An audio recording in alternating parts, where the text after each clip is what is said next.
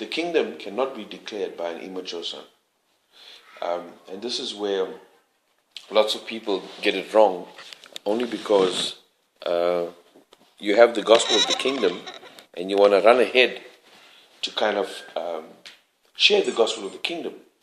But the kingdom, when Jesus brought the kingdom and he started to share the kingdom, he was already mature. So there's a point of view that has been reserved about the kingdom for the mature. Now, you can have the message of the kingdom, but if you've got an immature son declaring it, then he cannot declare the full counsel of the kingdom, because he himself has not been trained by it. So it's imperative and important that the message of the gospel of the kingdom can and only be showcased by a mature son. The true essence of what the kingdom is can only fully be incorporated when you come to maturity. So there's a group right now that is preaching the kingdom, running with the kingdom message. And what I'm finding is there's a disconnect between the message and the sound of the kingdom, because they're immature. They do not understand the ways of their father. Because the kingdom can only be understood not from a perspective of you and God. It can only be fully understood from a son and a father. Because in that relationship, Jesus said, the Father wants to give you the kingdom. Very important. He's not giving the kingdom to everybody. He's giving the kingdom to his sons. When that relationship comes to maturity, then all of a sudden you start to understand the quality of the responses of a son is not only an indication of the kingdom, but the quality of the responses of the son, which has been worked through his life, to the period of his maturing now, starts to even evidence the fact that the kingdom is within you. You see, there's both of those things must work hand in glove for the kingdom, the message of the kingdom, to be truly,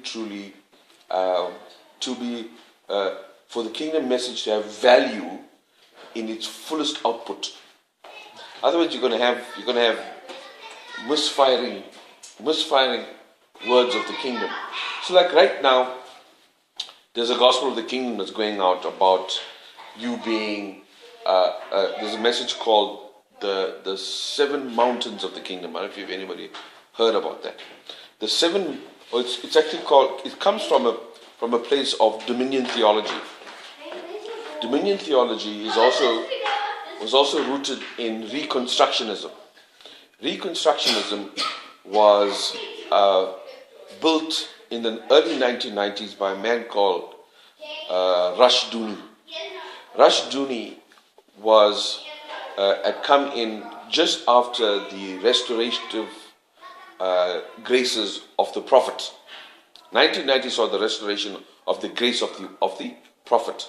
The late 1990s saw the restoration of the grace of apostle. So you had the message of the kingdom that was coming out, but it had a very strong prophetic edge to it, because that was what God was restoring.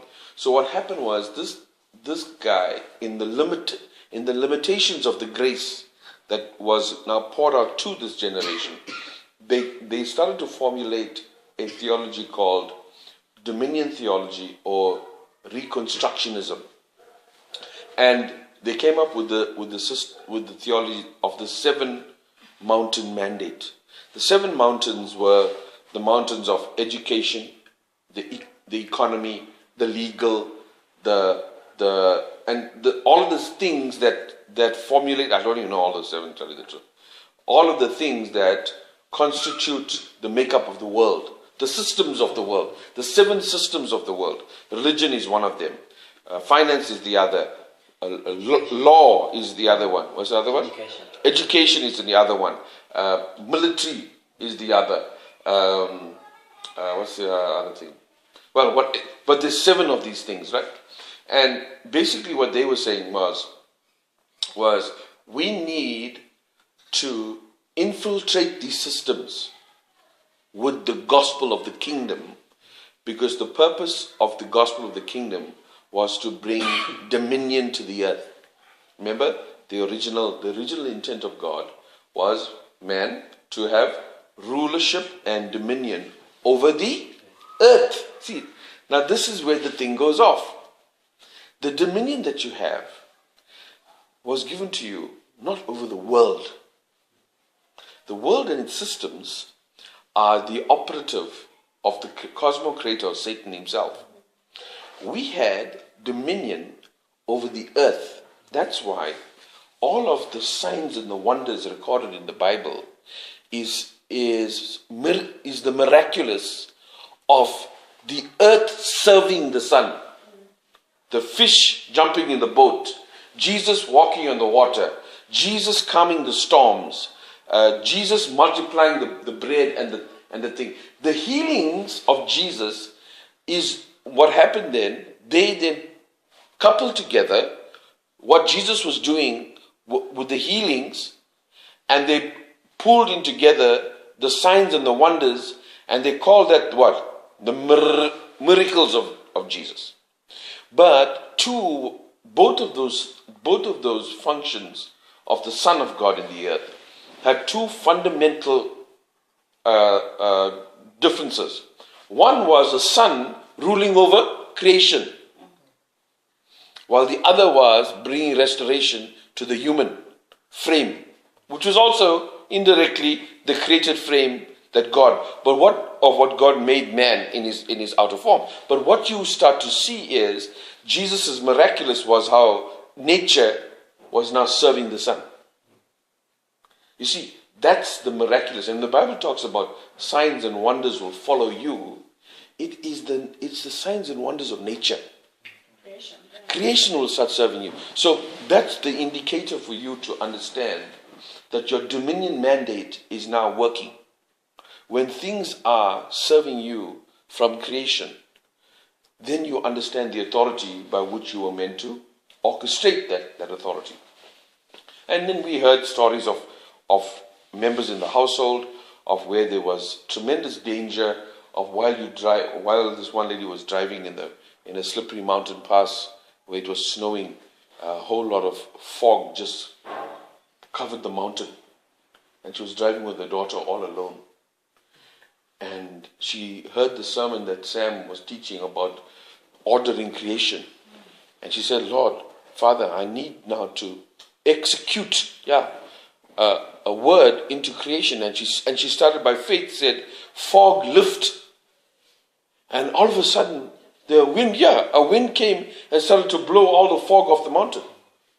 And she could now make her way back down the mountain without being in danger. And Sam also spoke about how he would speak to the rain to fall in a dry area where they would receive the word of God. And the evidence of them receiving the word of God was the downpour of water. Water would come into that neighborhood, and he would say, because you are receptive to the word that I bring, the evidence of your receptivity would be rain.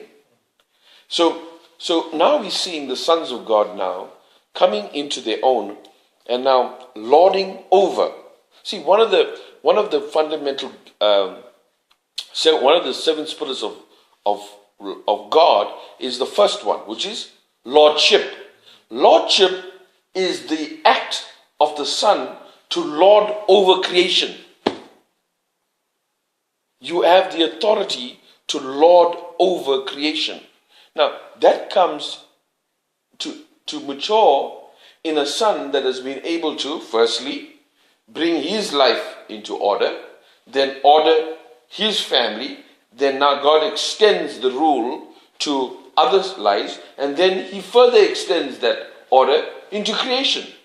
If you can almost see the sequential move of the authority of God from the core to the outwards, you'll understand that it is inevitable that the extension of your rule and your dominion now starts to have greater gravity as you are maturing in the things of God regarding the creation. So now God now wants you to have dominion not only over yourself and your family and other lives, but he now starts to extend your authority and rule over creation.